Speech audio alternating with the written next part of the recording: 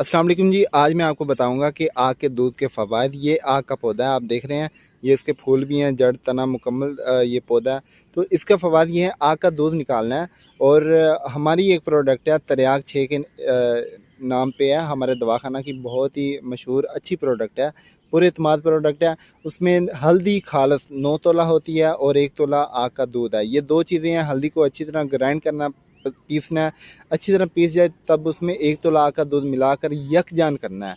ये बहुत अच्छे तरीके से यकजान करना है। अब एक 250 mg वाला कैप्सूल अगर सुबह दोपहर शाम, ठीक है, हमरा दूध के दिया जाए या पानी के साथ भी ले सकते हैं।